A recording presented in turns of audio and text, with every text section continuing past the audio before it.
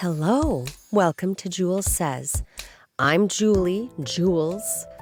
I just wanted to share this because I think sometimes I go on a bit about things that can be maybe, depressing or boring. But one of the main points of this podcast, or one of the main purposes of this podcast, is just to share life stories so that people who are maybe a bit uncomfortable talking about certain things, they might recognize themselves or they might relate or certain things might resonate with them. I mean, I know when my children were teens, I was so worried all the time. I was so worried about them. Are they making the right choices? Even though I could plainly see that they were often not making good choices. But then I would be like, what can I do? Can I help? Am I overstepping? Am I pushing them too hard? What am I doing wrong? All of that. It felt at times as though all the other parents were only talking about their children's successes. And of course, that's even worse today. I know we're talking about mental health and things like that today, so that's changed. But with our heavily curated, filtered social media world that we didn't have when mine were young, it probably feels as though everyone is doing everything better. Everybody is having more fun. Everybody's life is better. And it's probably not. I know I appreciate hearing other people's stories. I'm hoping people appreciate hearing mine. Maybe it'll make you feel better. And I really appreciate hearing from listeners who let me know that they relate to some of my stories, even the ones that aren't particularly fun or funny. Someone last week messaged me saying, I really needed to hear everything you had to say. Thank you for the self-awareness. You're welcome. And always remember, no matter what's going on in your life, you're not alone. I have one friend who sometimes says things to me like, you're not being funny enough. Be funnier. Like, obviously she's joking, but I think she would like it if I was just funny all the time. Sorry, hun, sometimes I am a bit earnest, but you can count on me not to gild the lily, at least. As Carrie Ryan would say, I'm not going to lie to you. And I also keep meaning to say I've been getting comments on Podbean, but they won't let me respond unless I download the app, which is quite infuriating because I do not want to download their app. Look, Podbean, a podcast host should be able to do everything they need to do from the podcast dashboard, including something as simple as responding to comments. I do not want to download your app. One of the things I tell people, because a lot of older people also don't want to download more apps, if you don't have a podcast app, just go and listen to it. You can play it from the URL. I don't want to download the app just so I can respond to comments, but I would like to respond to comments. So, if you've commented on the Podbean app and I have not responded, that's the reason. I see you. I appreciate you listening. I appreciate you sharing, rating, and I appreciate your comments. Please keep them coming. And of course, if you want me to respond, you can email me at julessays@gmail.com anytime. Unlike Katherine, I'm not flooded with emails. I don't have to get Joanne to curate them. Oh, I am so looking forward to seeing my little Fenna Grace in a couple of weeks, and Violet. Fred's not invited, which for a 2-day trip makes sense. Why would you put a 2-year-old through that? Or not even a 2-year-old. He won't be 2 until June. I hope Fenna doesn't hate me. I was on a video call this week with Katherine, and although Fred doesn't actively dislike me, he genuinely prefers Abe. And I don't blame him. I don't blame him one bit. I prefer Abe. I don't prefer Abe to Fred, but I prefer Abe to most people. Fred is a man's man, and as long as he doesn't actively dislike me, I feel like I've won the day. Violet, on the other hand, actively disliked everyone who was not her mother. This is not news. Katherine also actively disliked everyone who wasn't me for the first few months. But one of the differences is she was forced to get over that when I was forced to force her to stay with a babysitter so I could go to work. It all worked out fine, but Katherine assures me that Fenna Grace will grace me with her presence and beauty and baby smell without a fuss, so I'm kind of optimistic. And now that Violet is 13, she likes me fine. I remember the first time Violet was genuinely okay with me. It was just over 10 years ago. Katherine had been booked to be in a show, you may have heard of it, called Let's Dance for Comic Relief, and I was thrilled. I know how hilarious Katherine's physical comedy is, and when she told me, I was like, oh my God, you are going to win that. I was certain.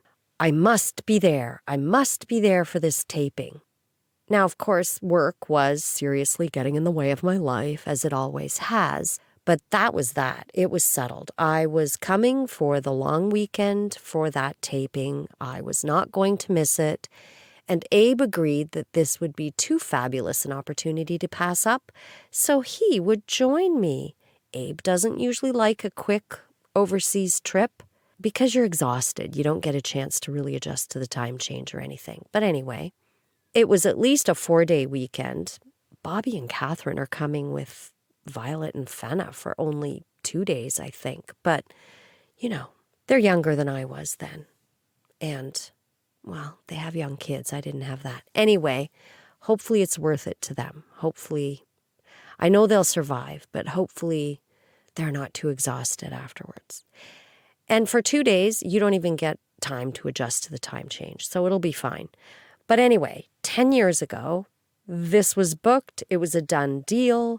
And as I excitedly logged in the night before our flight to check us into our flight, I noticed that Abe's passport had expired. Now, I know this is not a life or death problem, but my heart sank. And then I felt a wave of rage, actual rage. How could he be so irresponsible? I didn't say that to him, but this is what I thought. I just felt angry. And I know a lot of the reason is because Abe is a worker. He focuses on work, and it's work, work, work, work, work, work, work. He's so focused, it's really hard to even consider any of life's nasty little annoying details. So I called down to him in a panic. I took a deep breath because I'm not the kind of person who would go, rah, rah, rah, rah. And I thought, okay, Abe, your passport has expired. And he just said, don't worry. They have a fast track process. And I said, they're not going to be able to do it that quickly. Our flight is tomorrow. But you know what?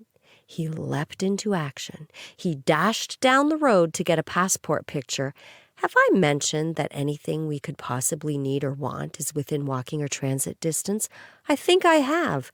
And here's one of those times when that came in very handy.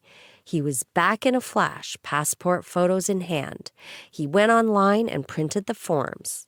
Yeah, you had to print them and sign them in those days.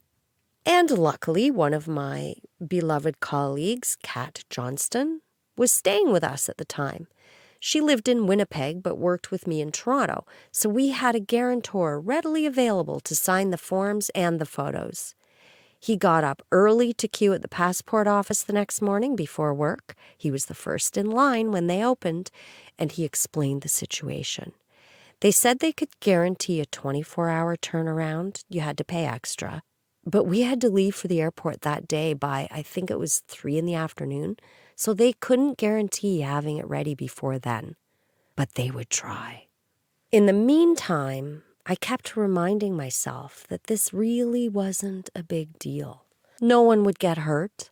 The plane wasn't going to crash. Worst case is that I would go myself and we'd lose the cost of Abe's ticket.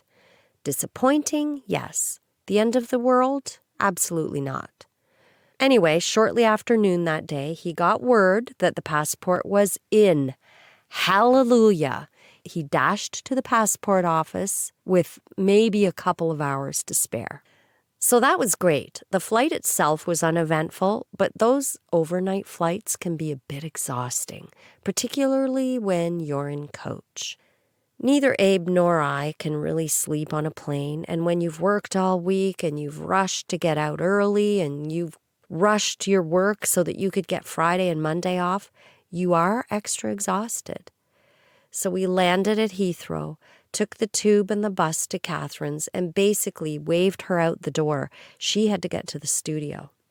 So there we were, alone with Violet. Now, the time before that I had spent with Violet alone was the previous summer. She was barely 3 at the time and had had a hard time holding herself together. "I'm sorry, Grandmother. I know I'm being silly, but I just really want to be with my mommy." "I know, sweetheart, but at least you're not with a babysitter. And we have Delilah with us." My niece had come with me on that trip. "And we're going on the train, and we're going to see some horses and another little girl. We'll have so much fun."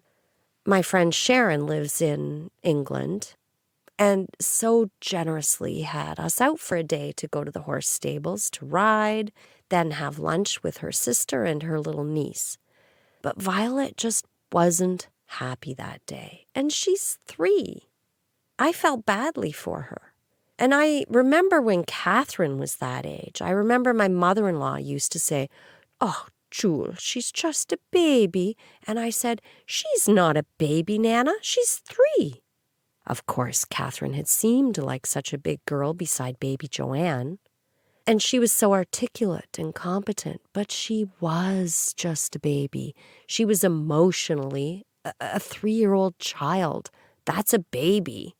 And I think we understand that better when it's our grandchildren as opposed to our children. We do tend to be a bit hard on our children when we're young ourselves and we're going through it all. One of the reasons it takes a village. So based on Violet's historical sadness when not in her mother's presence, I was prepared for a rough day. We were exhausted, but we'd get through it. However, to our absolute surprise and delight, Violet was actually happy to be with us. I don't know, maybe Katherine really prepped her well. Maybe she had a mean babysitter one day and she figured we were the lesser of 2 evils. No idea. Maybe it was because Abe was there. I don't know. But whatever it was, I was thrilled. I'll take it. We took her to her favorite restaurant, a place called Monkey Nuts in Crouch End. I have no idea if it's still there, but if it is, I wouldn't mind checking it out.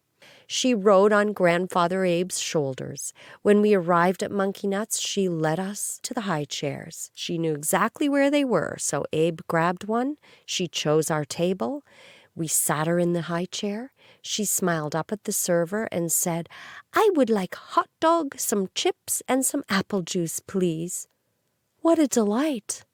We had our lunch. We brought our luggage to the little local hotel we were staying at, appropriately called the Aber. We love the Aber. We had stayed there for one night before. It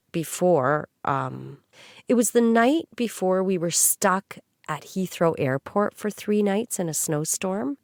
And we stayed at the Aber this one night because the B&B we had rented had made a mistake on our checkout date. She showed up and was like, "What are you still doing here?" And I'm like, "We're here till tomorrow." "Oh, no, you're not." Meanwhile, there was a snowstorm. The buses were sliding down the hills. You couldn't get a taxi. It was great. But we ended up staying at the Aber that night. Thank goodness they had room for us. So that weekend we booked at the Aber too, because Katherine at the time did not have room for us to stay there. It was one thing if I stayed there, I could stay on the pull-out couch. But 2 of us, no, wasn't going to work. So the plan was for us to spend the day with Violet, give her supper and everything, put her to bed at home, and then come back to the Aber when Katherine got home, probably around midnight. But Abe and I were fading, and I just said to him, "Look, why don't you go to the hotel and I'll stay with Violet and I'll just come back when I'm done." No, he wasn't going to do that. But we both were pretty exhausted. And I thought, would Violet like to stay with us at the Aber? So we asked her. Why, yes, she would. Huh. Well, this was a delightful turn of events. Mummy agreed that would be fine. The Aber got us a nice cot for Violet. And I don't mean a cot like a baby cot, a little pull-out single bed. It was quite comfortable. And off we went after dinner. And the whole time, Violet was an absolute delight. What a difference 6 months can make, or having Abe there can make. We let her jump on the bed, which I always used to do, and she and I used to sing together, sunshine, lollipops, and rainbow, everything. It's fun to do some bum drops on your grandmother's bed.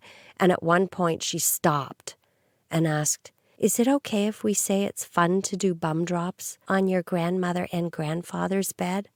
Well, need you even ask? Even Abe got a little verklempt.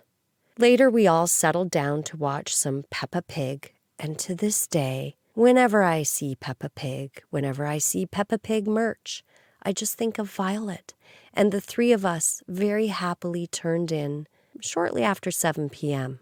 It had been a great day. The next day, though, was the big day, the day of the taping. We all went to the BBC studio together. We were ushered into the studio audience. Violet was delighted to go to the green room with Mummy. She was very comfortable with green rooms by then, very comfortable with other performers. And on this night, she'd be hanging in the green room with Mummy's choreographer when she went on stage. One of the producers briefed me, told me that the presenter, Steve, would mention it was my birthday. Oh, yeah, this happened to be my birthday weekend. Not that it really mattered, but they were going to mention it on the show. So she said I should say I'm so proud, yada, yada, you know. Sure, fine. I was proud and thrilled for Katherine. We watched the other performances, which were all great and so much fun, but I was confident that whatever Katherine did would be definitely the most hilarious. I don't think any of Katherine's friends have ever had to say to her, be funnier. Probably never. It just comes naturally. Finally, the big moment. She did Starships by Nicki Minaj. I wasn't familiar with the song particularly, but it was great. It was hilarious. There was an introduction video with Dolly, Katherine's dog. She was so cute. The dog was so good in it. It was great. Katherine's dance was absolutely fabulous. And then Steve started talking to me, wished me a happy birthday, then said, you look great. He didn't say for your age, but of course when someone says that to you after saying happy birthday or mentioning your age, you know that's the inference, isn't it? And no one says that to anyone under 30. So I said, you look great too, Steve. I don't think he was expecting that. Then he asked me what I thought of Katherine's performance, and I said, well, something like, I'm paraphrasing, I haven't seen anything so scandalous since the night before she moved to Toronto or something like that. So I loved it, which I did. I did love it.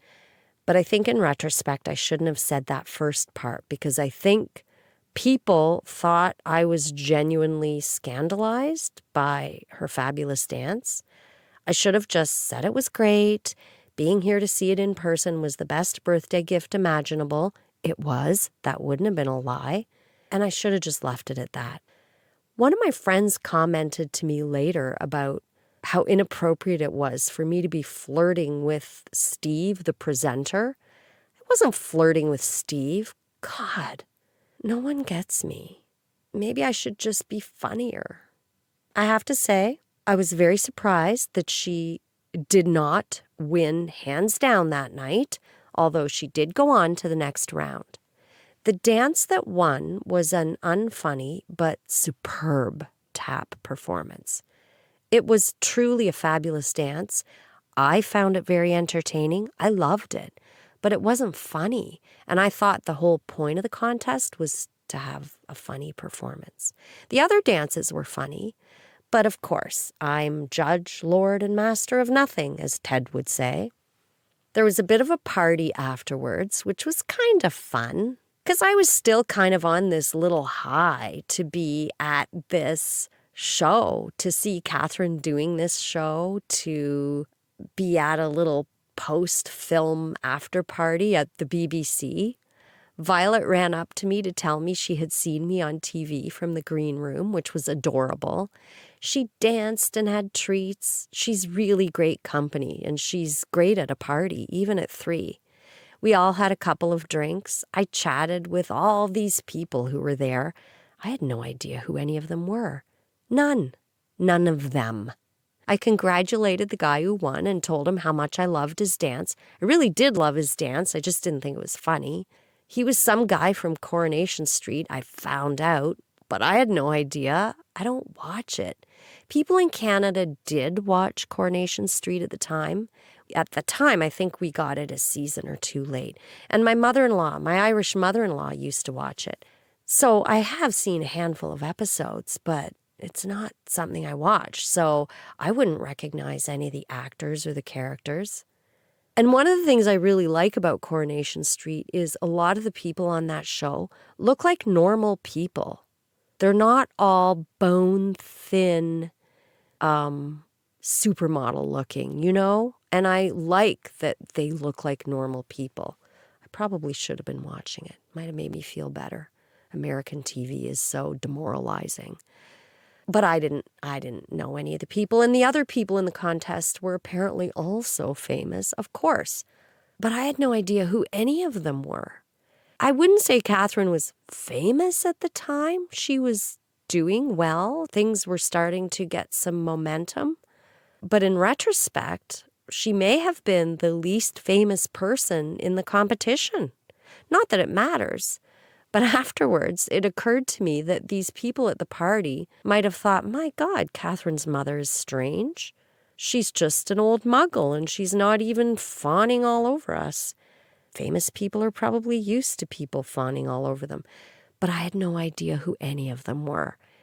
And to be honest, I'm not a fawner, so even if I did, I wouldn't have. I might have said something like, oh, I really enjoy you in Coronation Street if I knew you were in Coronation Street, but I had no idea. And at some point in the evening, I was having a lovely chat with Katherine's choreographer, and then Abe came along and joined in the chat. She was delightful and funny and adorable. And of course, she's the one who had been with Violet backstage. So of course, I love hearing her tell me how great Violet is. And then Abe blurted out, and I forget the context of why this even came up. But I think he just thought she was delightful, and we were all laughing. And he said something like, if I were single, I'd want to go out with you. Big smile. And the gal kind of looked at me, and I looked at Abe, and I said to him, I'm right here. And he said, I know, I'm not single. I'm just saying, if I were single. And I said to him, you're not supposed to say that when your partner is right here. Well, I'm not saying it behind your back, so there's nothing to worry about. Well, I guess he has a point. Then the gal said a bit quietly to me, oh, don't worry, he's not my type anyway. He's way too white for me. I had to laugh at that. And I said to her, you listen to me, young lady. Don't you let race ever stand in the way of a happy relationship. I know the body wants what the body wants, but at some point, you're going to need to think about who'll make you happy long term. Maybe. I said that, but not everyone does. It's fine. I'm not trying to sell you on Abe, by the way, but he is a very reliable person. Great for a long-term partner. No drama. She kind of laughed at that. She was delightful. I'm pretty sure I said something to Abe about it after. I genuinely wasn't angry. I was just sort of perplexed because it's like, what? Seriously? Okay. Anyway, we all gladly headed home to bed shortly after that. Violet was only about 3.5 after all, and Abe and I are not exactly the life of the party. We get tired, even though I was only 53 at the time. It had been a magical, fabulous, amazing night. after the most wonderful time with the little girl who was finally ready to accept us and have fun with us and do bum drops on grandmother and grandfather's bed. I was so glad Abe got his passport on time to be there. And it's hard for me to believe that that was 10 years ago. Violet's 13 now, and I just can't wait to see how Fenna Grace's personality unfolds. And selfishly, I hope we don't have to wait for her to like us. I really want her to like us now. Well, me at least. Thank you for listening. Please share, rate, review. I really appreciate hearing from you. If you have anything you'd like to ask, email me at julessays@gmail.com. And it's almost April. Have a wonderful week.